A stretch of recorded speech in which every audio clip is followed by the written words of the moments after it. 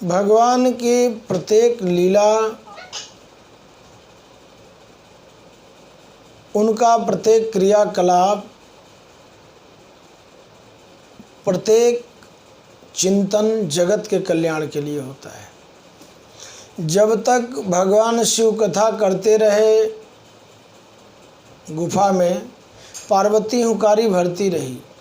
जब तक सामने वाला श्रोता हुंकारी नहीं भरता है, एक्सेप्ट नहीं करता है, तब तक कथा आगे नहीं बढ़ती है। सत्संग, पार्वती मैया को नींद आ गई, आनंद में डूब गई, तो सुखदेव जी ने रात भर हुंकारी पारते रहे। भगवान शिव ने जो कथा सुनाई, आनंद वाली जो आप सुन रहे हैं, उसकी हुंकारी सुखदेव जी ने भरा था। इसलिए गोस्वामी जी ने बड़ा सुंदर शब्द कहा है कि श्रोता वक्ता ज्ञान निधि कथा राम की मूल। अगर श्रोता कथा को ग्रहण करने वाला नहीं है तो उसे नहीं सुनाना चाहिए। मान लो मैं वेद शास्त्र का वर्णन करूं, संस्कृत में बोलूं, और जो सामने श्रोता बैठा है उसे संस्कृत भाषा न समझ में आए, वेद शास्त्र की बातें न समझ में आए, तो उसको सुनाने से क्या फ़ायदा है? वो ग्रहण तो कर नहीं रहा है।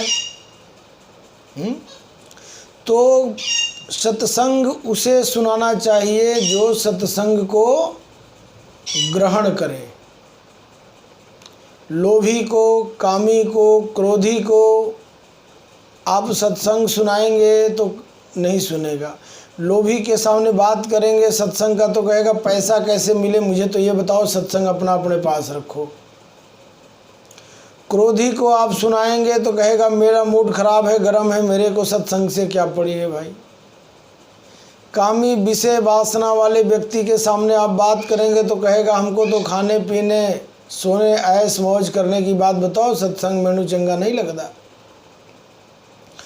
तो शास्त्र ने मना किया है, एक नहीं कई स्थानों पर वर्णन मिलता है कि जो जीव, जो व्यक्ति सत्संग का लाभ न ले उसके सामने सत्संग न करो। सत्संग को जो ग्रहण करने वाला है, उसका ग्राहक है, जिसे आवश्यकता है, उसे सत्संग प्रदान करना चाहिए। सत्संग इसीलिए पूर्ण एकांत में वर्णन करना चाहिए।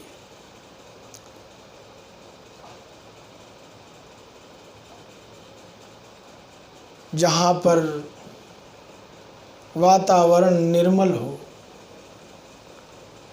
जहाँ पर किसी भी प्रकार का दिमाग में कोई टेंशन न हो, एक सुंदर एटमॉस्फेयर, इन्वायरमेंट, क्लाइमेट आपके माइंड को, बॉडी को, लाइफ को सपोर्ट करता हो, वहाँ पर इस सत्संग की महिमा का वर्णन किया जाता है। चले उस दिव्य प्रसंग में प्रवेश करते हैं। भगवान के प्रत्येक लीला मानव को एक शिक्षा देने के लिए हुआ करती है। जैसे ही कामदेव ने वृक्ष पर देखा भगवान श्री कृष्ण को बांसुरी बजाते हुए, हंसता है और ठठात कर हंसता है, जोर से हंसता है कि अरे बड़े बड़े योद्धा तो मेरे से लड़ते नहीं है, ये एक छोटा सा बालक है जो मेरे से लड़ेगा। और कहता है कि तुम ही कृष्ण हो। भगवान कृष्ण कहते हैं जी हाँ मैं कृष्ण हूँ, बताओ क्या बात है। तुम कौन हो? बोले मैं कामदेव हूँ, मैं आपसे लड़ना चाहता हूँ। नारद ने आपका पता बताया था मुझे, मेरी मन की इच्छा है आपसे लड़ने की, क्या आप मेरी ये इच्छा पूरी करेंगे, पूर्ण करेंगे? भगवान श्री कृष्ण मुस्कुराए और मुस्कुरा करके उन्होंने कहा अवश्य, जगत में कोई ऐसा प्राणी नहीं है जिसकी कोई इच्छा हुई हो और मैंने उसको पूर्ण न किया हो। बताओ तुम्हारी क्या इच्छा है। कामदेव ने कहा मैं लड़ना चाहता हूँ, आपसे युद्ध करना चाहता हूँ। बोलिए कहाँ लड़ेंगे आप? अकेले लड़ेंगे या फौज के साथ? भगवान ने कहा जैसी तुम्हारी इच्छा। बोले नहीं, हम आप दोनों लड़ेंगे, फौज नहीं। बोले दिन में लड़ेंगे कि रात में? बोले जैसी तुम्हारी इच्छा। उसने कहा रात में। कहाँ लड़ेंगे, किले के अंदर कि खुले मैदान में? बोले अभी डर गए, खुले मैदान किले की बात पूछ रहे हो? खुले मैदान में लड़ेंगे। भगवान ने कहा ठीक है, मुझे तुम्हारा शर्त मंजूर है। खुले मैदान में लड़ेंगे, रात में लड़ेंगे और हम दोनों अकेले लड़ेंगे। ठीक है। भगवान ने स्वीकार कर लिया। कार्तिक की पूर्णिमा की चांदनी रात है। भगवान श्री कृष्ण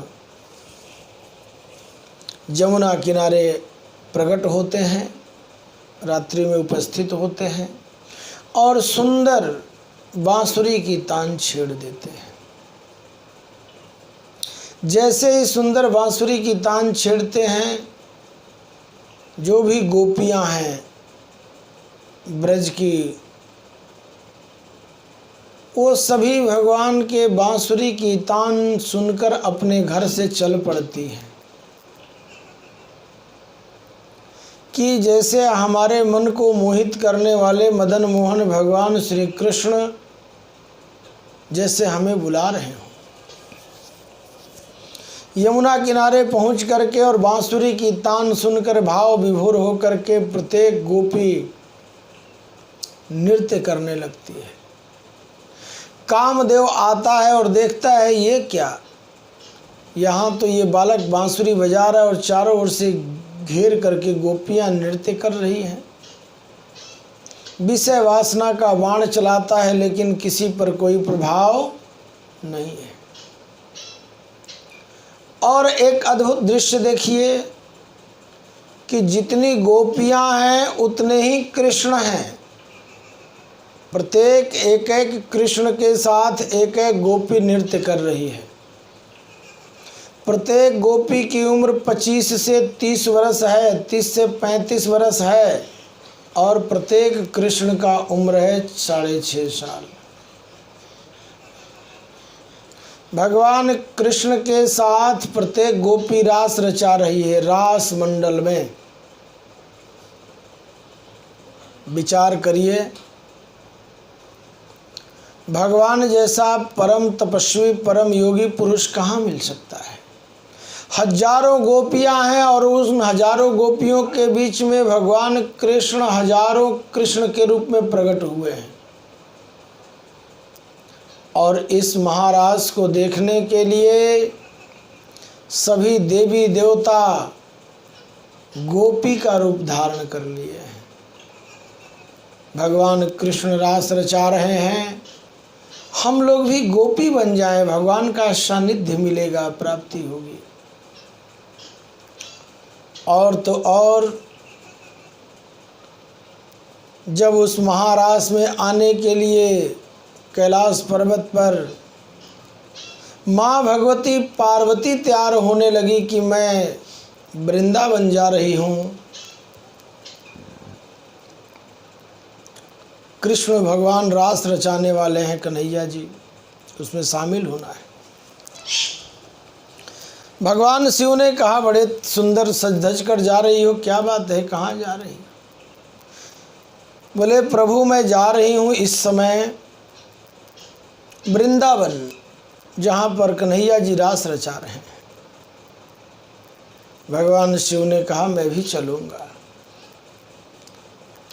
माता पार्वती ने समझाया मनाया कि नहीं, वहाँ किसी पुरुष का प्रवेश नहीं है, सिर्फ उस रास में स्त्रियां जा सकती हैं। भगवान शिव ने कहा देखो, अगर तुम मेरी बात मानो तो एक काम करो, एक साड़ी मुझे पहना दो मुझे बिंदी लगा दो, मुझे औरत बना दो, क्या करना है। और वहाँ पूछेंगे कि ये कौन है, तो बता देना मेरी सहेली है, आई है। अब भगवान शिव महाराज में आने के लिए कैलाश पर्वत से अपनी धर्म पत्नी जगत जननी माँ जगदम्बा पार्वती के साथ स्त्री का रूप धारण करके, लगा के बिंदिया पहन के साड़ी, चाल चले मतवाली, मतवाली चाल से चल दिए कैलाश पर्वत से। और मध्य रात्रि में जब रास शुरू हुआ, पार्वती के साथ महारास में प्रकट हो गए। सभी भाव विभोर होकर के नृत्य कर रहे हैं, किसी का हाथ ऊपर, किसी का हाथ नीचे, सभी स्त्रियां, सभी एक एक कृष्ण के साथ भाव विभोर होकर के नृत्य कर रही हैं। भगवान ने विषय वासना और कामदेव को हराने के लिए महारास मंडल को रचना किया। जिस पावन पवित्र रास को देखने के लिए, रास में शामिल होने के लिए माँ पार्वती आई, उनके साथ में भगवान शिव आए।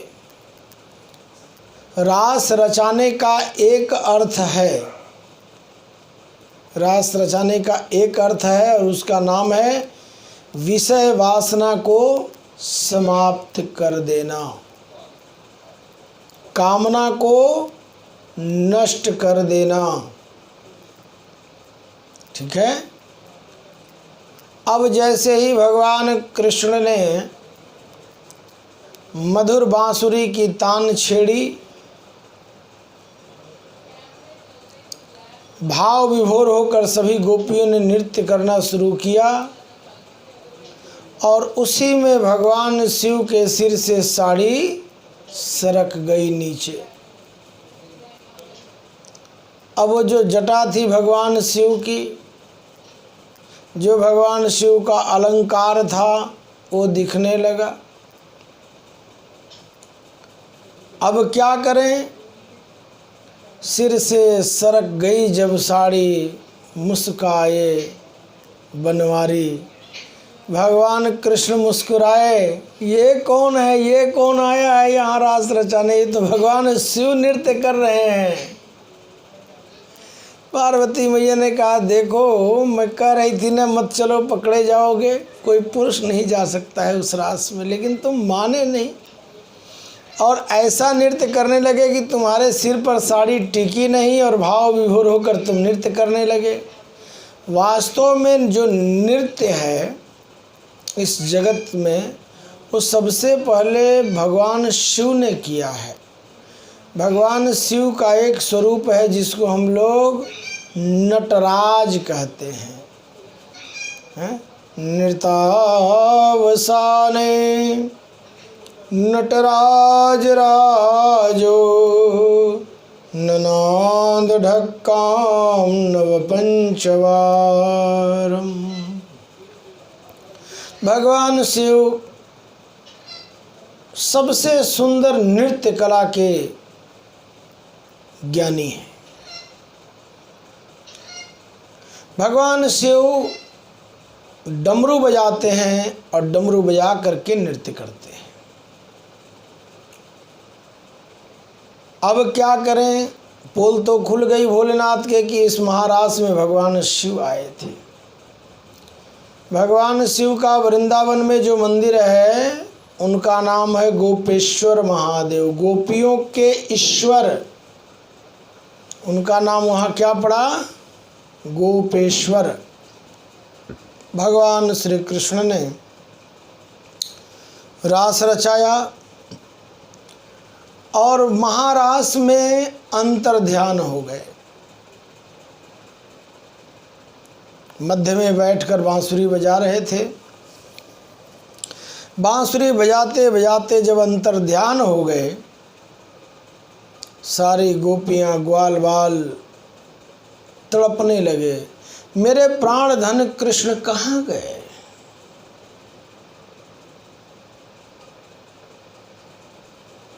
सबके आंखों से आंसू गिरने लगा।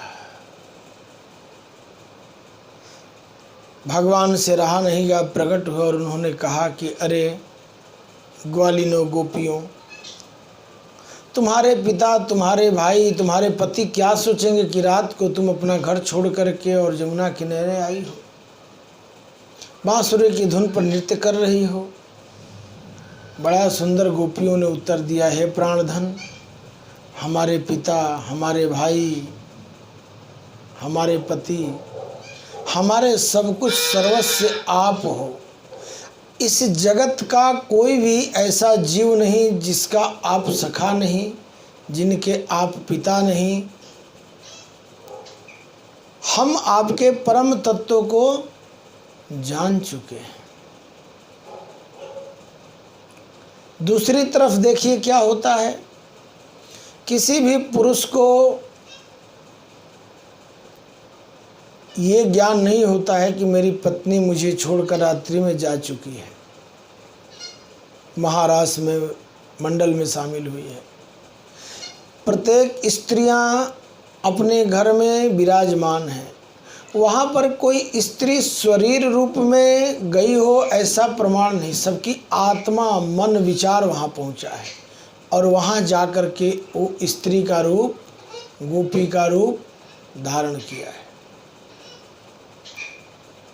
क्योंकि जब भगवान ने कहा कि तुम्हें अपने पतियों को छोड़कर, अपने पिता भाई को छोड़कर रात में इस प्रकार यमुना किनारे आना उचित नहीं, तो जो वहाँ पर ज्ञान की बात हुई है, तत्व चर्चा हुई है, आप एक बार ध्यान से उसको देखो और सुनो। हे परम तत्व के स्वामी, हे प्राणधन, कौन ऐसा जगत में जीव होगा जो तुमको निहारना नहीं चाहेगा, तुम्हारा दर्शन करना नहीं चाहेगा, तुमको प्राप्त करना नहीं चाहेगा। कौन पति, मेरा कोई पति नहीं। कौन पिता, मेरा कोई पिता नहीं। कौन भाई, मेरा कोई भाई नहीं। कौन पुत्र, मेरा कोई पुत्र नहीं। जो कुछ हो वो स्वतः आप हो। आपके अंदर हम अपने पिता का दर्शन करते हैं, भाई का दर्शन करते हैं, पति का दर्शन करते हैं, पुत्र का दर्शन करते हैं। हे प्राणधन, सब कुछ आप हो। ये भाव जिसके प्रति आपका बने, आप श्रद्धा से प्रतिदिन गाते हैं। प्रतिदिन आप एक शब्द गाते हैं भगवान के लिए, तुमेव माता च पिता तमेव, तमेव बंधु च सखा तमेव।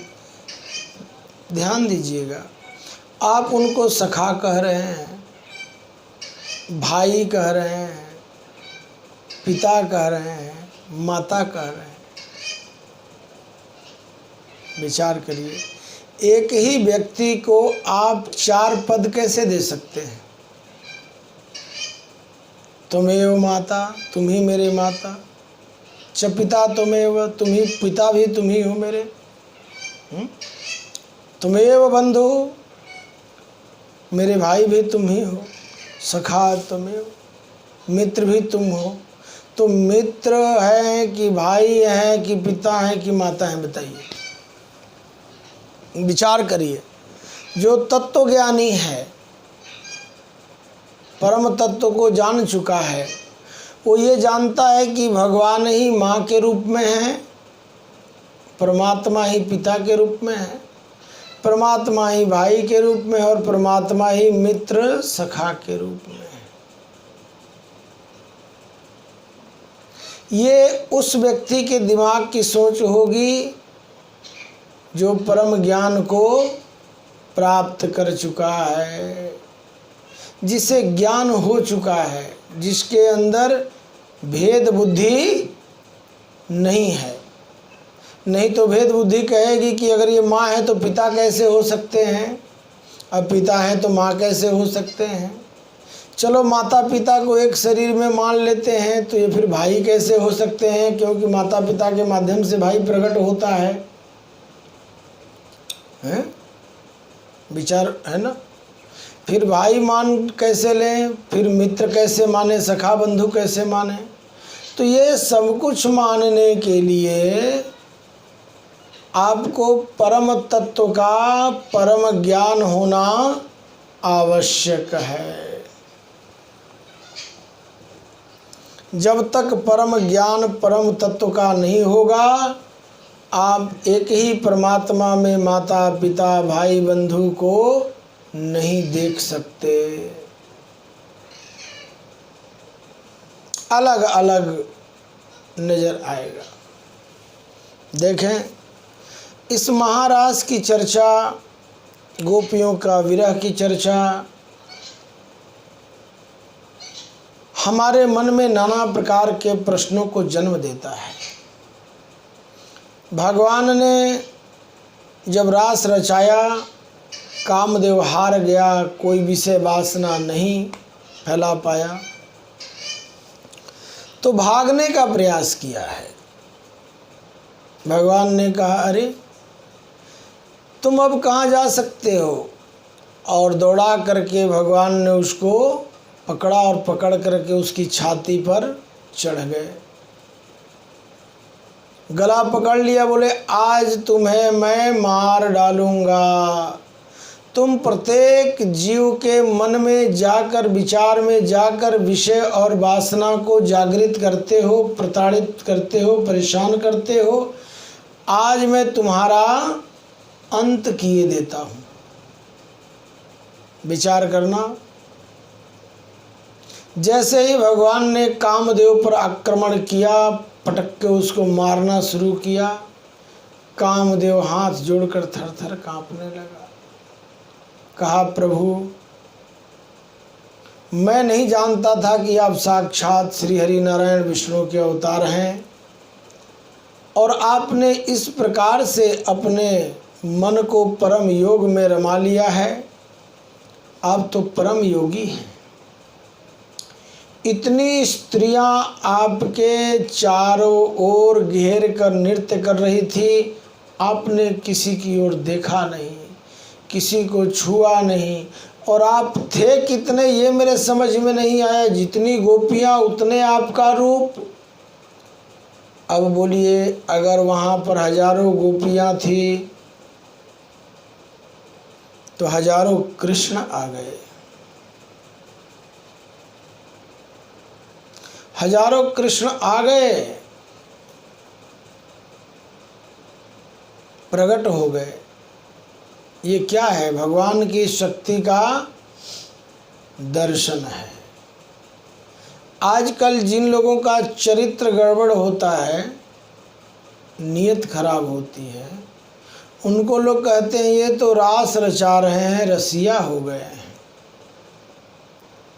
कहते हैं ना। लेकिन वास्तविकता ये है कि चरित्र सुधारने का नाम है रसिया होना। जिसका चरित्र सुधरा है, चरित्र बचा हुआ है, जो चरित्र से नहीं गिरा है, असली रसिया वो है।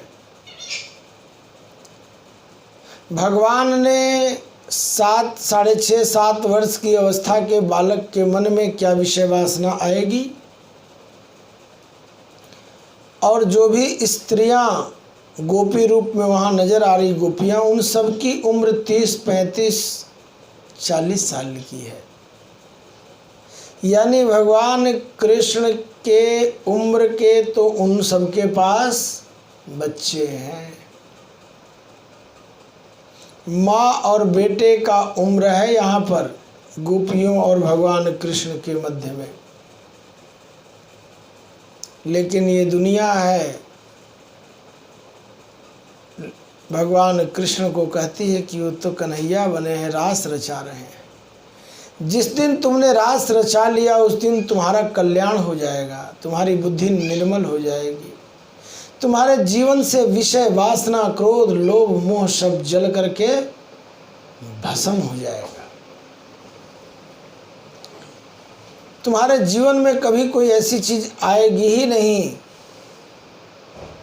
कि बार बार तुम्हें परेशानी का सामना करना पड़े। भगवत दर्शन हो जाएगा।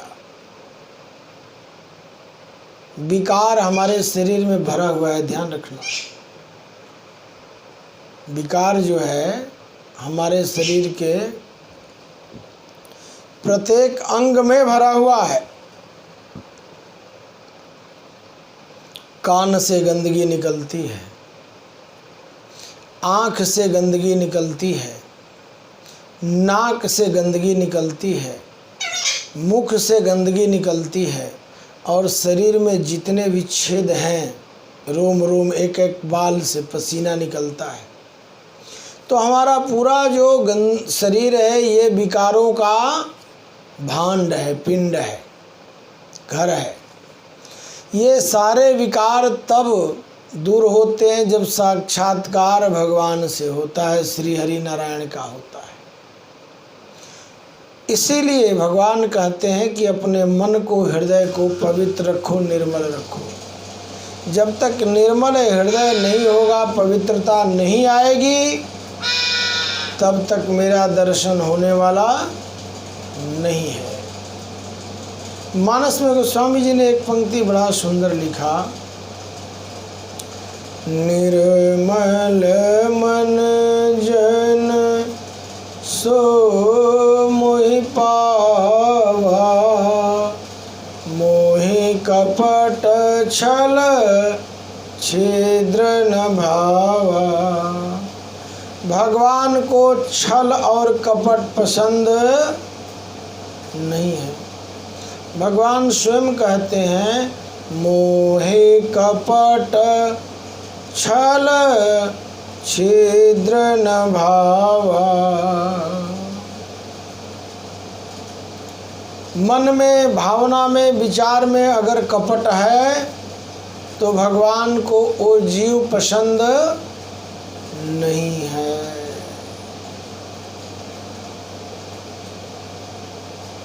मोहि कपट छल छिद्र न भावा। ये जीव का कल्याण कैसे होगा? शरणागति भगवान की कैसे प्राप्त करेगा? गोपियों ने सब कुछ छोड़ दिया, लोक लाज त्यागा। पिता क्या कहेंगे, पति क्या कहेंगे, पुत्र क्या कहेगा। भगवान की शरणागति को प्राप्त हो गई, लेकिन शरीर उनका वहीं पिता के पास, पति के पास, पुत्र के पास रहा, उनकी आत्मा वहाँ पहुँची। आज के मानव इन प्रसंगों को न गहराई से पढ़ता है, न गहराई से सुनता है, और न गहराई से समझने का प्रयास करता है। भाव और भावना की प्रधानता जीव के कल्याण के लिए दी गई है, और यहाँ तो हरदम दिमाग के अंदर लोगों में विषय वासना और भोग भरा हुआ है। कब क्या खा लूँ, कब क्या पहन लूँ, कब क्या देख लूँ, कब क्या ले लूँ। बस आँख खुलने से लेकर आँख बंद करने तक हाय हाय हाय हाय हाय, क्या पालूँ, क्या पालूँ, क्या पालूँ। और जो विषय या वस्तु लोग प्राप्त करते हैं उनका कोई अर्थ नहीं है, कोई उपयोगिता नहीं है, कोई मतलब नहीं है। अनावश्यक विषय और वस्तु इकट्ठा करके उसमें माया जाल में फंसे रहो, अनावश्यक, उसका कोई फायदा नहीं है। इस प्रकार से भगवान ने कामदेव को जब मारना शुरू किया, कामदेव हाथ जोड़कर कहता है, प्रभु आज से जो आपके नाम का स्मरण करेगा, आपका सिमरन करेगा, आपकी शरणागति को प्राप्त करेगा, मैं उसको कभी सताऊंगा नहीं। इसीलिए भगवान के नाम का बार बार स्मरण करना, सिमरन करना, सेवा करना, ताकि हमारे मन से, वचन से, शरीर से कोई पाप न हो जाए, पाप से हम बचे रहें। इसी कामना से, इसी बुद्धि से, इसी विचार और भाव और भावना से व्यक्ति को सत्कर्म करना चाहिए। हरि शरणम हरि शरणम हरि शरणम हरि शरणम।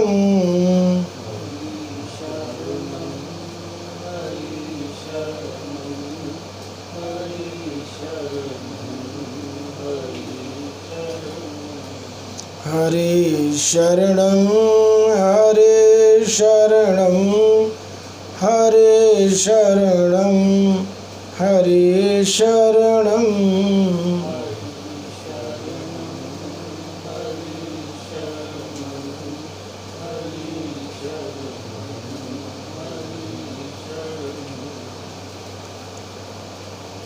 जैसे ही कंस को पता चला कि वह बालक नित्य प्रति कोई न कोई उत्सव रचाता है और सबको आनंद की प्राप्ति होती है, भगवान श्री कृष्ण को मारने के लिए केसी नामक राक्षस को भेजा।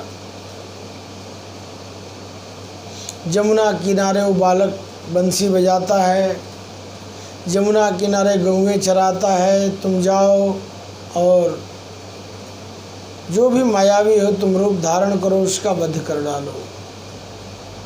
केसी दैत्य आता है, भगवान पर आक्रमण करता है, भगवान उसको मार डालते हैं।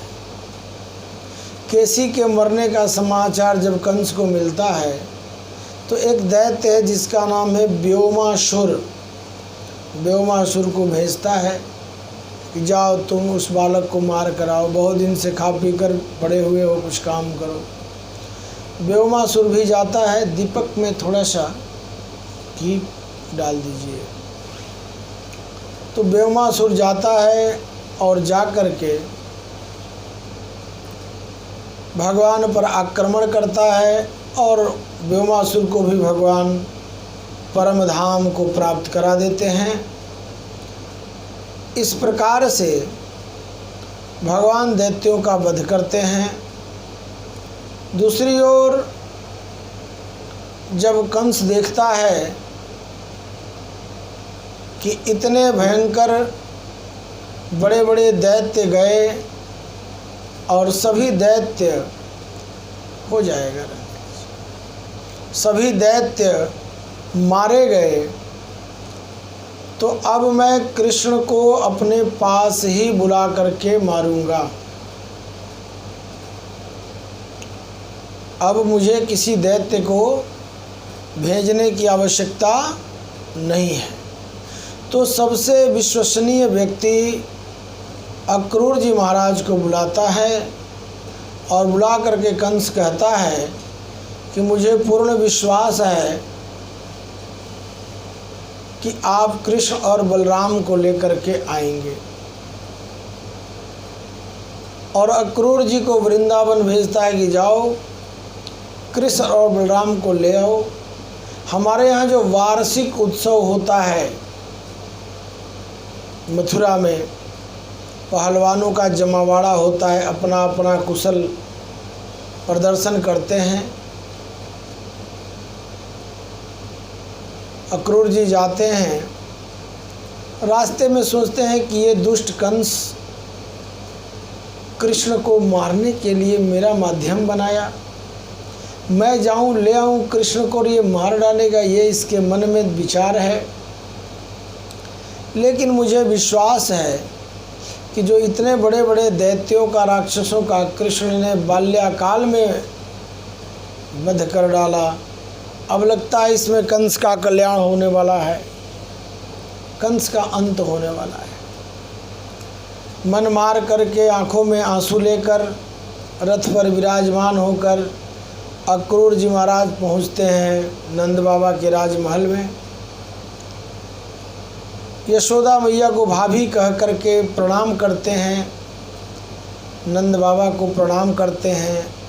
और जैसे ही भगवान श्री कृष्ण और बलराम के छवि का साक्षात दर्शन करते हैं, हाथ जोड़ करके प्रणाम करते हैं, और कृष्ण और बलराम दोनों उनको चाचा कह करके लिपट जाते हैं। यशोदा मैया इशारा करती हैं, ये तुम्हारे चाचा आए हैं, अक्रूर जी इनका नाम है। भगवान का यहाँ पर अक्रूर जी के द्वारा वंदना किया जाता है। उनके स्वरूप को देखकर अक्रूर जी मंत्रमुग्ध हो जाते हैं। ये सुंदर छवि, ये चेहरे का आकर्षण, ये घुंघराले बाल, ये पीताम्बर, और इस स्वरूप को देवता लोग दर्शन करने के लिए तरस रहे हैं। और इस स्वरूप के साथ कंस ने बैर ले रखा है। विचार करना।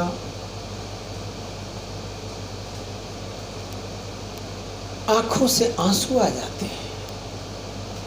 ये दुष्ट कंस को हुआ क्या? ये नन्हे नन्हे सुकोमल बालक, स्वर्ण कांति जैसा चेहरे पर तेज, और इनको मारना चाहता है। मन में सारी उथल पुथल चल रही है, लेकिन जबान बंद है, शब्द नहीं निकल रहा है। नंद बाबा ने पूछा, कैसे आना हुआ, बताओ क्या सेवा है? बताया, भैया क्या बताऊं, दुष्ट के यहाँ पर निवास हो रहा है, उसकी नीयत ठीक नहीं है, लेकिन कोई बात नहीं, तुम्हें घबराने की जरूरत नहीं है। तुम्हारे दोनों पुत्रों के बल से मैं वाकिफ हूँ, जिन्होंने व्योमासुर, केसी, बकासुर, तृणावर्त, पूतना सबको एक क्षण में मार डाला, वो कंस को छोड़ेगा? मैं तुम्हारे दोनों पुत्रों को ले जाने के लिए आया हूँ। बुलाया इनके मामा ने, वार्षिक उत्सव है, उसको दिखाने के लिए, ये वार्षिक उत्सव देखने के लिए हमारे भांजों को ले आओ। भगवान रथ पर सवार हुए और चल पड़े। पीछे पीछे गोपियाँ चल पड़ी। उन्होंने मना किया, मत चलो, तुम्हारी आवश्यकता वहाँ नहीं है। ग्वाल वाल रथ के पीछे चल पड़े। भगवान ने कहा, इतने संख्या में मत चलो, वहाँ क्या पता क्या व्यवस्था है, नहीं है। ग्वाल वाल माने नहीं और कन्हैया के रथ के पीछे पीछे चल पड़े। आए मथुरा। विशेष आवास में उनको ठहराया गया, कृष्ण और बलराम को। दोनों भाई दूसरे दिन निकले अपने ननिहाल देखने के लिए कि हम ननिहाल को देखेंगे। तो पुरी की जितनी भी स्त्री और पुरुष थे, सब उनको दर्शन करके निहाल होने लगे। रास्ते में एक धोबी मिला जो महाराज कंस के सैनिकों के कपड़े धोकर प्रेस करके ले जा रहा था। जब भगवान को देखा तो एकटक देखता रह गया। विचार करना। भगवान ने कहा, ये साइकिल के पीछे क्या गट्ठर बांध रखा है? बोले, महाराज ये सैनिकों के कपड़े हैं। बोले, अब सैनिक बचेंगे नहीं तो कपड़ा पहनेगा कौन? ये ग्वाल बाल है, इनको दे दो। आगे बढ़े तो एक रज्जक था, दर्जी। वो जब भगवान को देखा तो एक टक देख करके मंत्रमुग्ध हो गया। प्रणाम किया, प्रभु मैं आपकी क्या सेवा करूं? बोले, तुम्हारी सेवा की ज़रूरत है, दुबले पतले हैं ना सब, ग्वाल बाल, और ये दैत्यों राक्षसों के जो कपड़े थे सैनिकों के, ये इनको पहना दिया गया है, काट छांट कर इनको सेट करो। एक क्षण में उसने सभी ग्वाल बालों के कपड़े ठीक कर दिए। आगे एक माली फूलों की माला लेकर के गट्ठर चला जा रहा था। भगवान की छवि को देखा, मंत्रमुग्ध हो गया। कहा, क्या लिए हो? महाराज कल मल्ल युद्ध है ना, पहलवानी सब करेंगे बड़े बड़े, उनको पहनाने के लिए माला। बोले, भैया वो माला पहनने लायक बचे नहीं, ये माला डाल दो सभी ब्रजवासी ग्वाल वालों के गले में। आगे बढ़े तो एक 8 जगह से टेढ़ी औरत जा रही थी, बूढ़ी सी। उसके हाथ में बहुत बड़ा कटोरा था सोने का, उसमें इत्र लेकर जा रही थी, सुगंधित द्रव्य इत्र। भगवान को देखा तो एक टक निहारने लगी। बोले, लगता है यही देवकी का पुत्र है। भगवान ने कहा ये क्या ली हो हाथ में तुम जी? बोले ये महाराज कंस के लिए सुगंधित द्रव्य चंदन का इत्र लेकर जा रही हूँ। बोले इतना दिन से इत्र लगाता है चंदन का और उसकी बुद्धि से तो दुर्गंध बदबू आ रही है, बुद्धि तो उसकी निर्मल सुगंधित है नहीं। भगवान ने इत्र का कटोरा लेकर ग्वाल बालों को दिया। बोले तुम लोग सेंट लगा लो, तुम लोगों का ड्रेस बन गया, बढ़िया फूल माला पहन लिए, सेंट लगा लो। देखे कुब्जा तो बहुत दुखी है, 8 जगह से टेढ़ी है, कोई बात नहीं। भगवान ने एक पैर अपना कुब्जा के पैर पर रखा और एक हाथ उसके कमर में डाल दिया। एक हाथ जब कुब्जा के कमर में डाला और एक हाथ उसके लगाया ठोड़ी पर और जोर से झटका मारा, जहाँ जहाँ 8 जगह टेढ़ी थी बिल्कुल सीधी हो गई। भगवान ने कुब्जा पर कृपा कर दिया। बड़ा सुंदर वर्णन मिलता है। कुब्जाय कमनीय रूपमधिकं किं तत्सुधामनोधनं भक्त्या तुष्यति केवलं न गुणे भक्ति प्रियो माधव ब्रह्मानंदम परमसुखदं केवलं ज्ञानमूर्तिं द्वंद्वातीतं गगनसदृशं मेघवर्णं चतुर्भुजं। कुब्जा कोई सुंदर नहीं थी, बहुत बदसूरत थी, 8 जगह से टेढ़ी थी, लेकिन भगवान ने उसको एक ही झटका दिया और सीधा कर दिया। बोले जा तुझे कंस से डरने की ज़रूरत नहीं है, अब इत्र लगाने लायक बचेगा नहीं। उन्होंने पूरे मथुरापुरी का दर्शन किया और अंत में गए वहाँ जहाँ पर मखशाला में रखी हुई थी धनुष। देखा ननिहाल में ये धनुष फालतू पड़ी हुई है, कोई इसको छूता और ये देखता तो है नहीं। देखने के हिसाब से उठाया, प्रत्यंचा चढ़ाया, चर्र से करके वो धनुष टूट गया। वैसे भी ननिहाल में जब बच्चे जाते हैं ना तो ज़रूरत से ज़्यादा एंजॉय करते हैं, एंटरटेनमेंट करते हैं, क्योंकि वहाँ की जो औरतें होती हैं वो सारी जो है ज़्यादा उम्र वाली सब नानी लगती हैं, थोड़ी कम उम्र वाली सब मासी लगती हैं, बाकी सब मामियाँ लगती हैं। तो मामी हो, मासी हो, नानी हो, फिर मौज का क्या पूछना है ना। जिस घर में बालक जाएं और उनकी नानी मिल जाए तो क्या पूछना है, मौज है। मासी मिल जाए तो मौज है, मामी मिल जाए तो मौज है। और ननिहाल में जाकर बच्चे हर सामान को तोड़ते फोड़ते हैं, उनको कोई कुछ रोकता बोलता नहीं है, कहता बच्चे हैं आए हैं नानके, इनको एंजॉय करने दो। अब भगवान ने फुल एंजॉय किया मथुरा में। बोले मेरा ननिहाल है भाई, हैं। लोगों ने उन पर पुष्प वर्षा करके उनका स्वागत किया। अंत में गए मखशाला में जहाँ पर बड़े बड़े पहलवान जुटे थे, महाराज कंस का दरबार सजा था। वहाँ जा कर के देखते क्या है कि बड़े बड़े पहलवान हैं भाई। कृष्ण बलराम पहुँचे वहाँ, कन्हैया जी पहुँचे, हमारे बाल मंडली साथ में है, ग्वाल बाल सब साथ में हैं। जैसे ही कंस ने इशारा किया कुवलया पीड़ हाथी को, जिसको दारू पिलाकर मस्त कर दिया था कि बालक आएगा सूंड में लपेट कर पटक के मार डालना, भगवान ने उसके सूंड को पकड़ा, कुवलया पीड़ को, और आकाश में घुमाया, 5 बार पटक दिया, मर गया वहीं पर। कुवलया पीड़ जैसे हाथी मरा, बड़े बड़े पहलवानों के सांस अटक गए। बाप रे, इतना छोटा बालक और इसने हाथी के सूंड को पकड़ करके आकाश में घुमाकर पटक दिया, मर गया। अब आगे की कार्रवाई, इशारा किया मुष्टिक को, चांडूर को, दैत्यों को कि बस इन पर अटैक कर दो और मार डालो इनको। भगवान ने मुष्टिक और चाणूर को भी छाती पर चढ़ करके गर्दन दबा करके पटक के रगड़ करके मार डाला। विचार करिए, एक से एक दैत्य वहाँ पर विराजमान थे।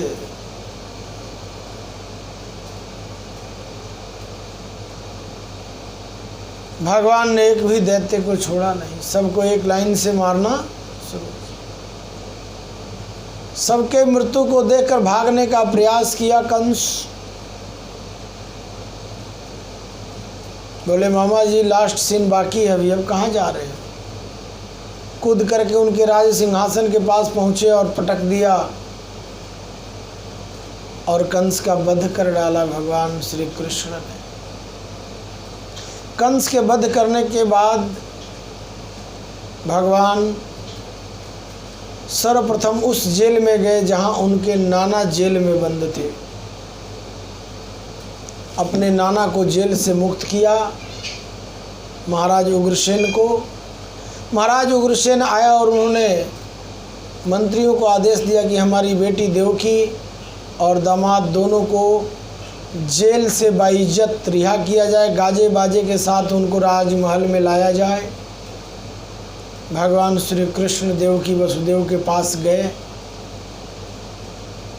देवकी ने आज जी भर कर पहली बार कृष्ण को देखा है। आंखों में आंसू है, हृदय से लिपटा करके रो रही है। वसुदेव जी दीवाल के सहारे खड़े होकर के देख रहे हैं माँ बेटे का प्रेम। देवकी के मुंह से कोई शब्द नहीं निकल पा रहा है, खुशी के आंसू आंखों से गिर रहे हैं। इतनी प्रसन्न है, अरे लाला तू इतना बड़ा हो गया, अरे लाला तू इतना बड़ा हो गया, अरे लाला तूने इतने बड़े बड़े दैत्यों को मार डाला, अरे लाला तूने कंस को कैसे मार डाला। उसको निहार रही है, बार बार मत्थे को चूम रही है, बार बार गले लगा रही है। मंत्रियों को जैसा आदेश मिला था, मंत्रियों ने गाजे बाजों के साथ पुष्प वर्षा करते हुए महाराज वसुदेव, उनकी धर्मपत्नी देवकी और भगवान कृष्ण को लेकर के राजमहल में आए और नित्य प्रति आनंद की प्राप्ति करने लगे। इन्हीं शब्दों के साथ आज के प्रसंग की वाणी को विराम। हरे शरणम हरे शरणम हरे शरणम हरे